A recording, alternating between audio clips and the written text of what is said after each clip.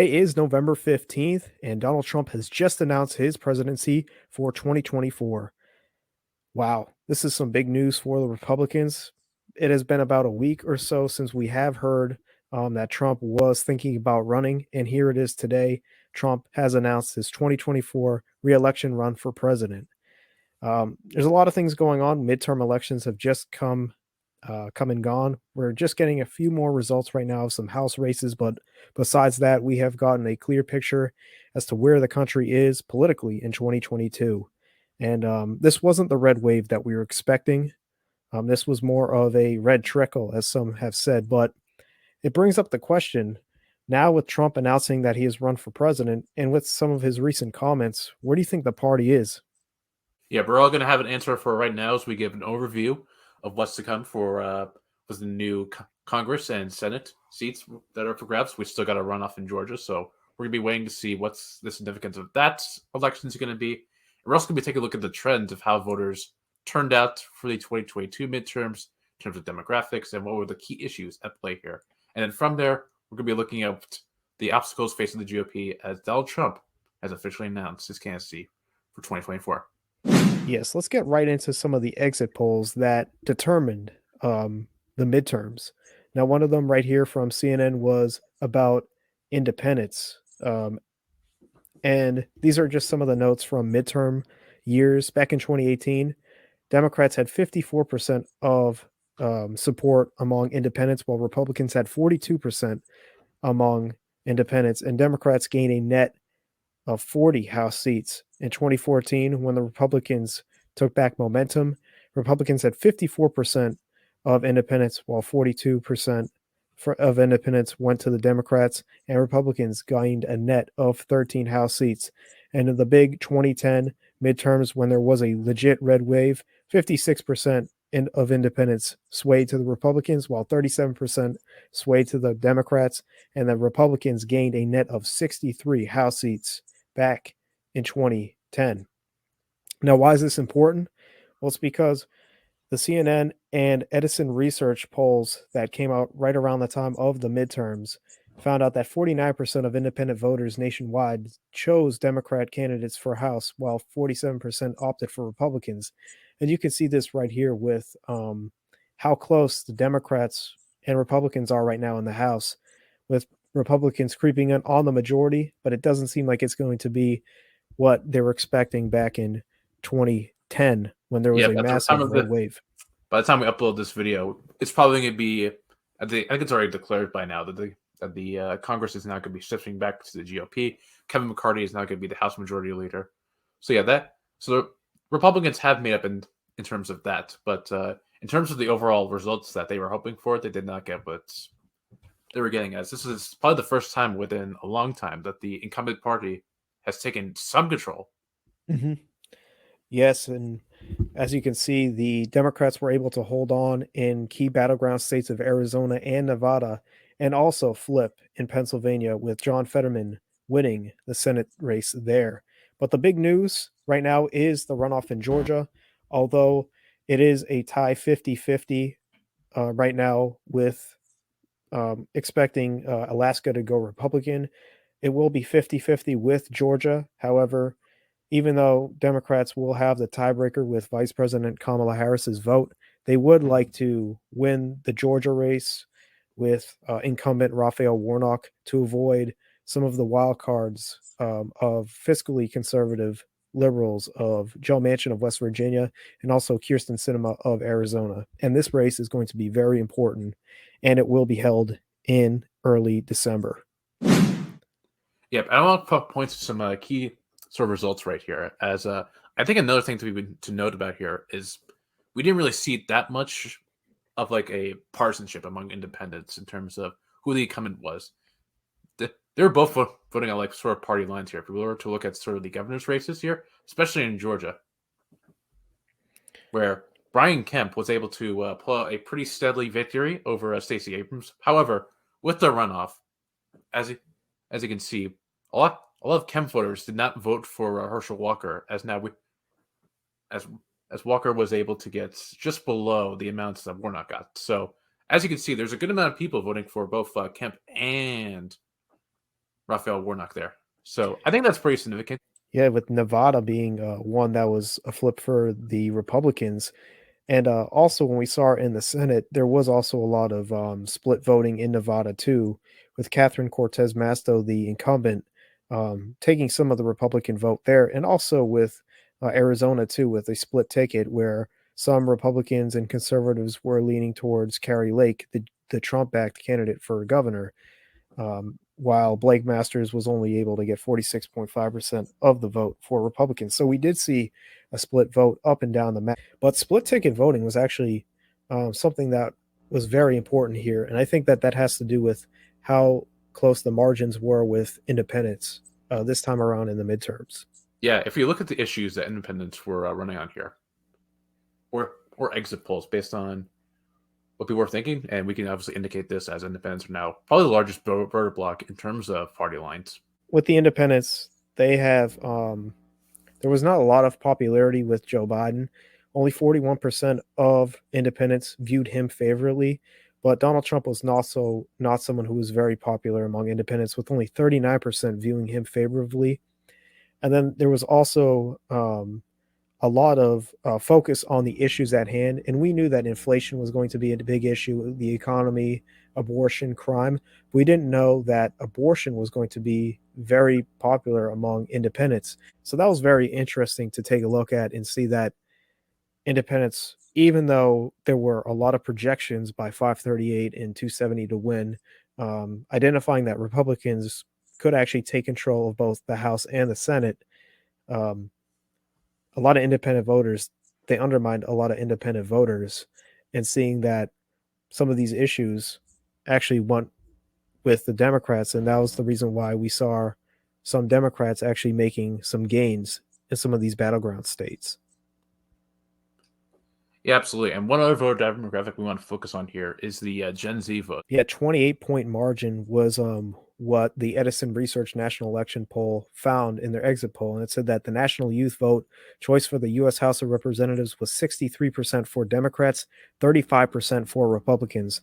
So they identified that this was pretty much identical to 2020, where Democrats were favored by compared to Republicans by 62% to 36%.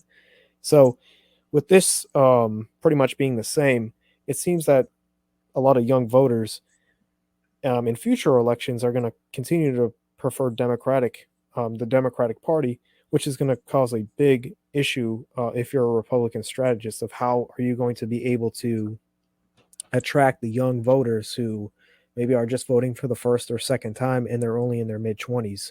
So that's going to be something that Republicans are going to have to do better on moving forward. Probably the biggest red wave we were able to see is down in Florida, as Yes. Ron DeSantis had a pretty decisive win in his gubernatorial race, and as you can see in the right here, DeSantis, he was able to get a significant margin of votes here.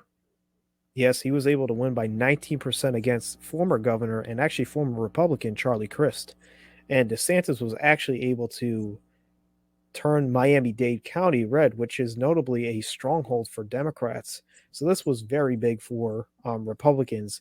And also we can note the Senate race as well, with Marco Rubio defeating Val Demings there by a significant margin as well. But Florida really was the red wave. If you really want to think about a red wave in 2022, we could talk about Florida and how Republicans did extremely well there.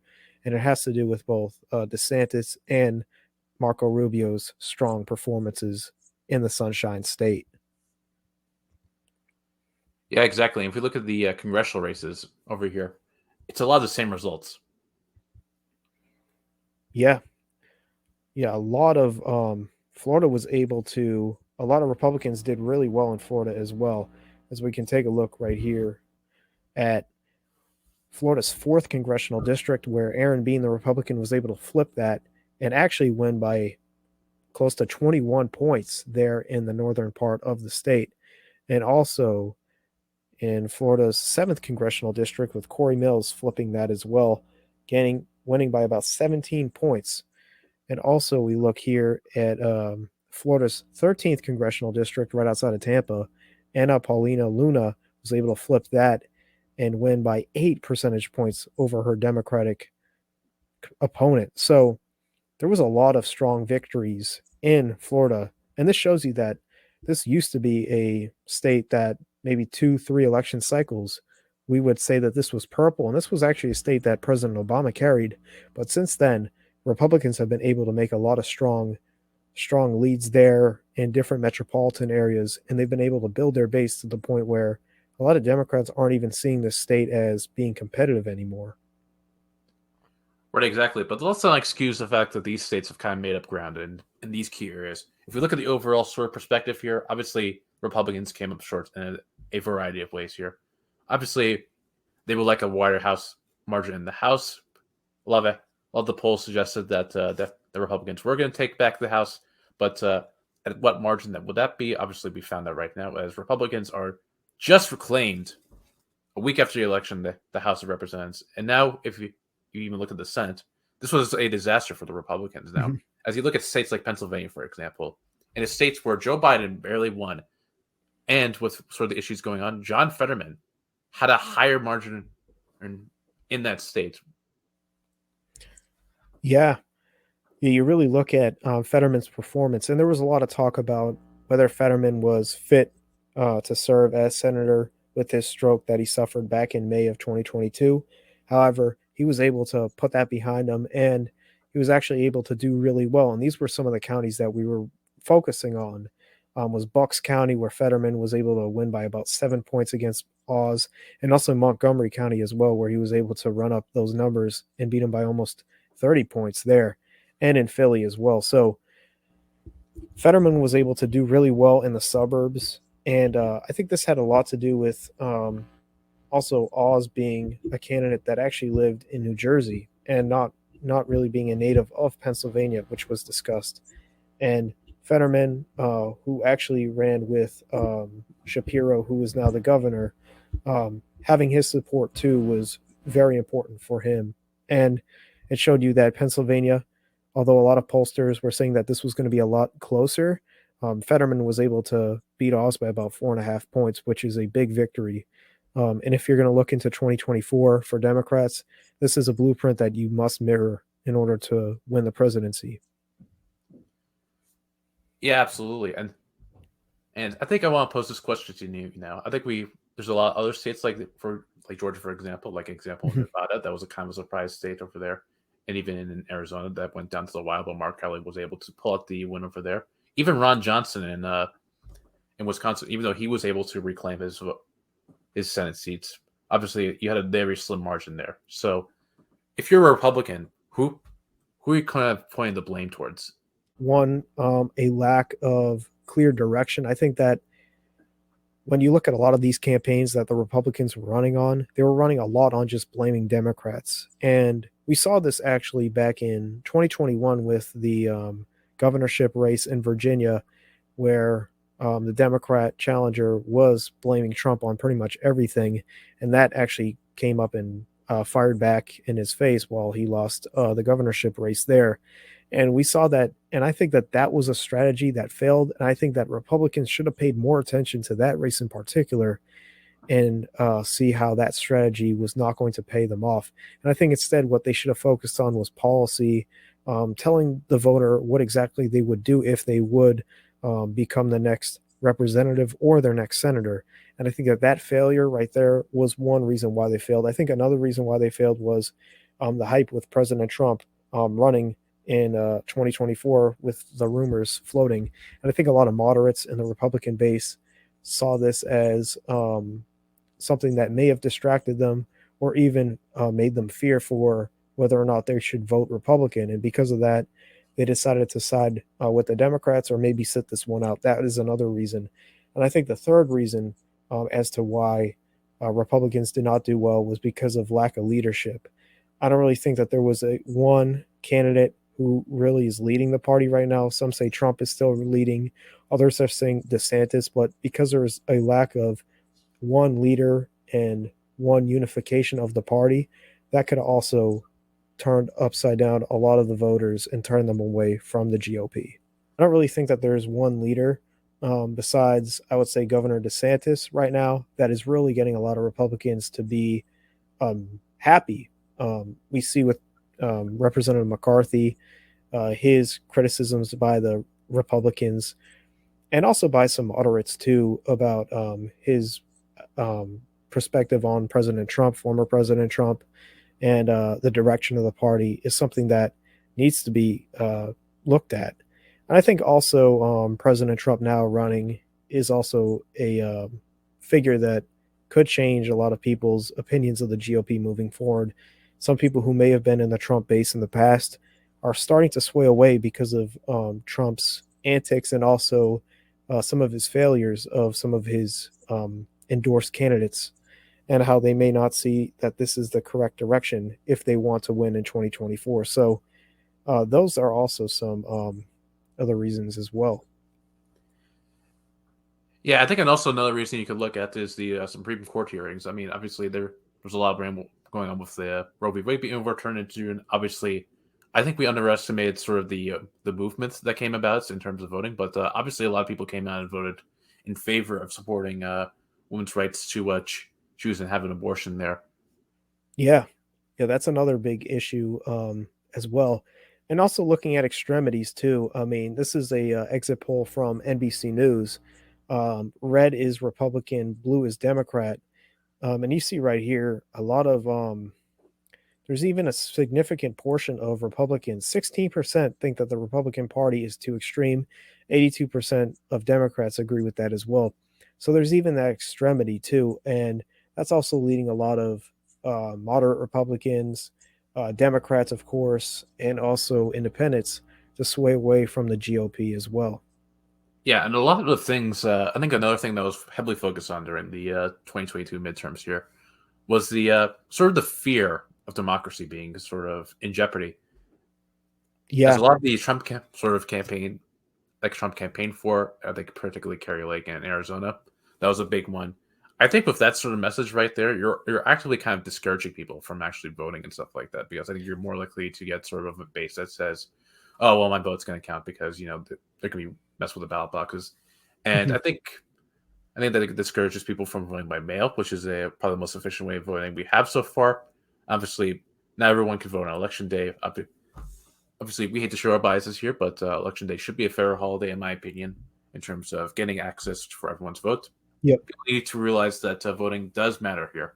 I think Republicans are I think Democrats are actually pushing more towards that, sort of campaigns that we're seeing.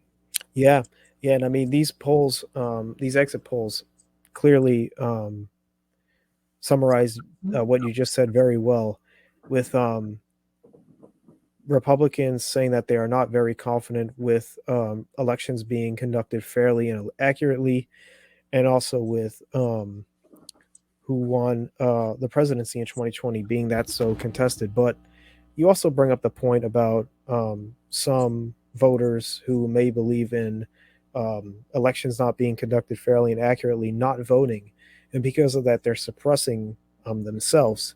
And I think that that is something that is very alarming if you're looking at the survivability of our democracy in the future. And also, I think I do agree with you there too, in that I think election day should be a federal holiday, because there are people that probably work all day or are unable to get to the polls for whatever reason. And I think that people should be able to, if they don't want to vote by mail, and they are not able to due to time constraints or whatnot, they should have that day off for to encourage more people to exercise their civil right. Yep. So going forward, I think I'm gonna pose this question to you now.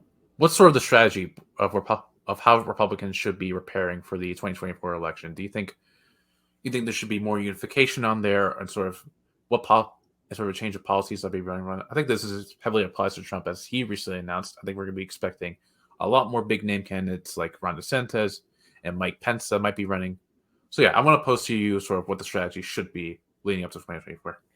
I think the strategy needs to be more one unification, no matter who runs for president, or no matter who is the nominee, they need to focus on unification. So no more of this letting down people, name calling people, underestimating certain voices within your party. You need to have a unified plan. This has to be uniform. This has to be one where everyone a part of your base needs to feel like they are being included. So I say that's the first thing. Second thing, you need to discuss policy.